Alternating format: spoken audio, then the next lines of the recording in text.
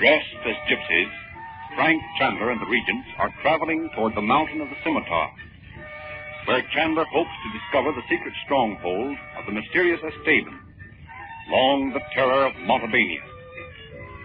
As the wagons are halted for the night, a gypsy appears and sings a song whose words are a threat. Believing his disguise has been discovered, he decides to leave Dorothy, Bob, and Betty with the gypsies and go on with Lupu. At that moment, from far up on the mountainside, comes the defiant music of Esteban's men. Chandu, the magician.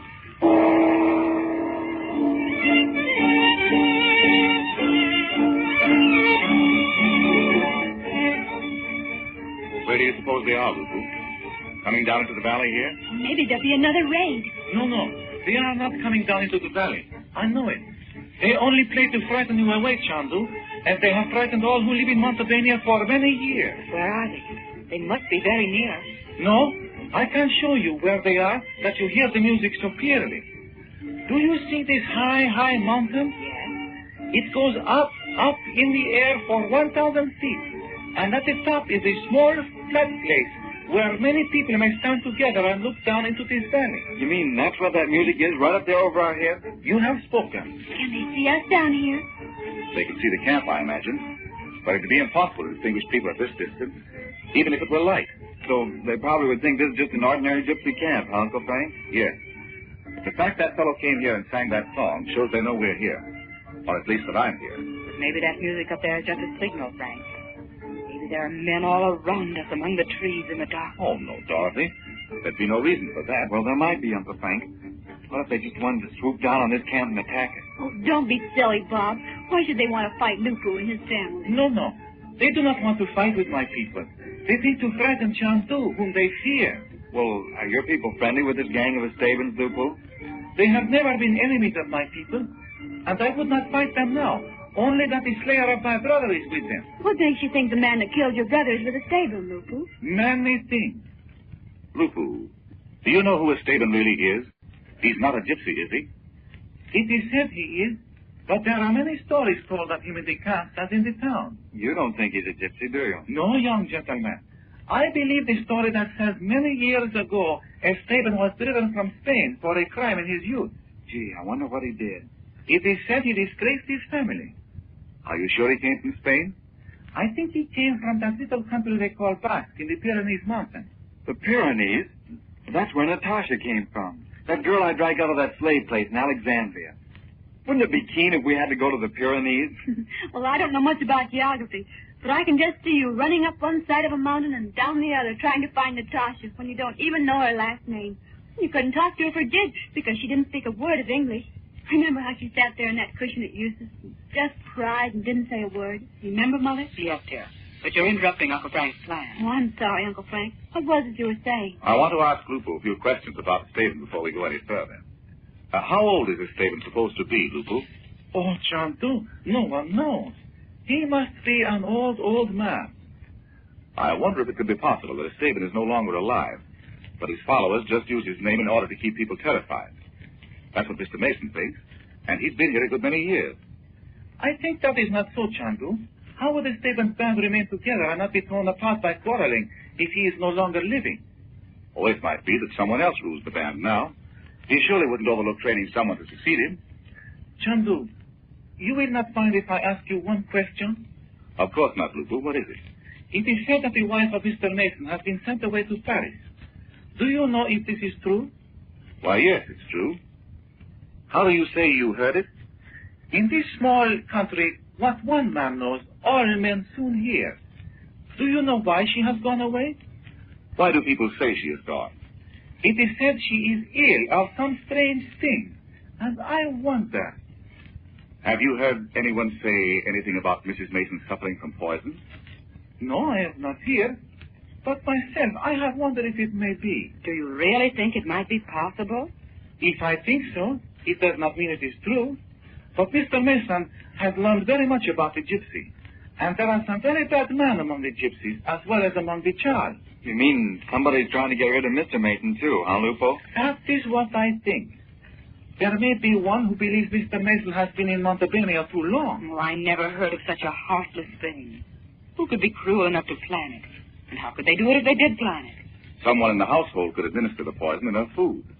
But, of course, this is no servant's plot. It must have been a servant who's been giving her the poison if this horrible thing is true. Has Mr. Mason discharged his servants? No, not yet. But I should think he'd be afraid for himself. But don't you see, he doesn't want to invite too much attention to the matter until he knows it's true. His wife's being poisoned. But I should think the authorities in Montebello would be glad to know of the existence of such a plot. And no one's safe from these people if this is true. Yes, but suppose it isn't true. And Mason reports it to the king, for instance. Well, gee, I don't see why that'd hurt anything. It would be impossible to keep the matter a secret if the king had an investigation made.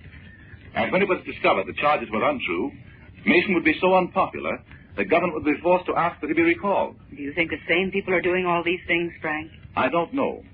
But when I receive my next letter from Paris, I'll know whether I'm on the right track. You didn't think when you came up here that you'd have all this trouble, did you, Uncle Frank?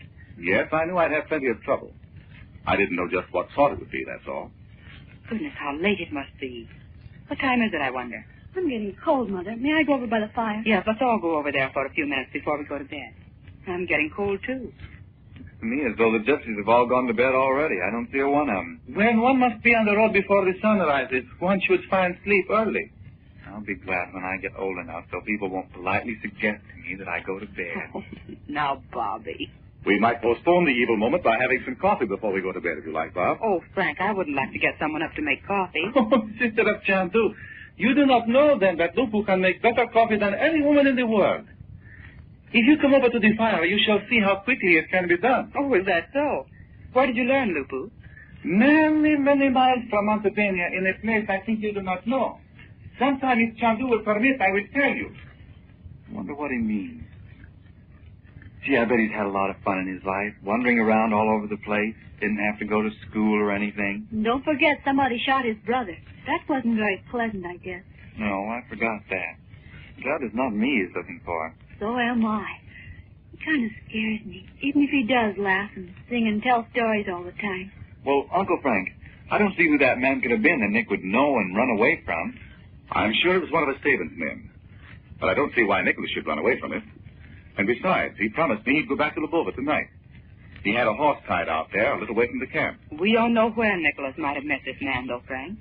He's such a rash boy. He might... Oh, now, Mother, he's not a boy. He's 22 years old. Oh, I know, but he acts like a boy. Well, he thinks it's fun to run into danger. I don't see why a Stavens men would be out here looking for Nick. Oh, but they weren't looking for Nicky. That man was singing that song for Uncle Frank.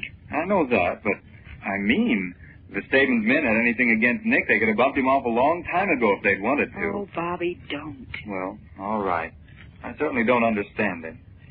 You say, Uncle Frank, you don't suppose Nick is chasing that fella, do you? If he is, he's making the mistake of his life. I can't believe he'd be so foolish. But he doesn't know about this plot, Frank. Yes, he does. I told him about it tonight. And he'd probably think it would be a great adventure to follow that man right into a Stavens camp if he could. Boy, I don't blame him. I think that'd be keen. Not thinking of trying it, are you, Bob? Bobby, for heaven's sake. Oh, I'm not going to.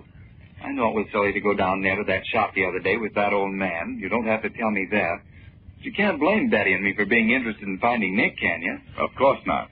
But you might have known there was something wrong with the man when he wouldn't come with you and tell me the story. Or even tell Mr. Mason. Oh, Uncle Frank, don't scold him. It was my fault as much as his. Oh, I know we've done a lot of silly things, like getting lost in the catacombs and going out to look for that underground passageway at Naji's palace. But we'll never do it again. Honest, we won't, Uncle Frank. Will we, Bob? Gee, no. The next time anything like that happens, I'm going to stand right out in the middle of the street and count up to 1,000,000 before I believe any story anybody tells me. I hope you'll both remember that. Frank, what'll you do when you find the gypsy hiding place, you and Lupu? First, I want to make a sketch of the road or trail leading up to the place. so anyone can find it. So the king can send his soldiers right up there, huh, Uncle Frank? Yes, if necessary. And then if I can get right into the camp, I will. Because I want to identify Esteban. You don't think you'll know him, do you, Uncle Frank? It's possible I might, Betty. Honest? Do you think you know who he is right now? No, not exactly. But he may prove to be someone I've seen before. You don't think. Dorothy. You don't think it's who? Who, Mother? Oh, never mind. Go on, Frank. What were you saying? Just that I want to look around at this stronghold of Esteban and see if it could be used as a place to store ammunition and hide a large body of soldiers. But how could soldiers get up there without being seen? That's one thing I want to find out. Oh, look, Mother. Look, Uncle Frank. There comes Luca with the coffee. Doesn't he look funny? Hey! Frank, what's that? Pistol shots. Listen. Come on, Luku. Hurry.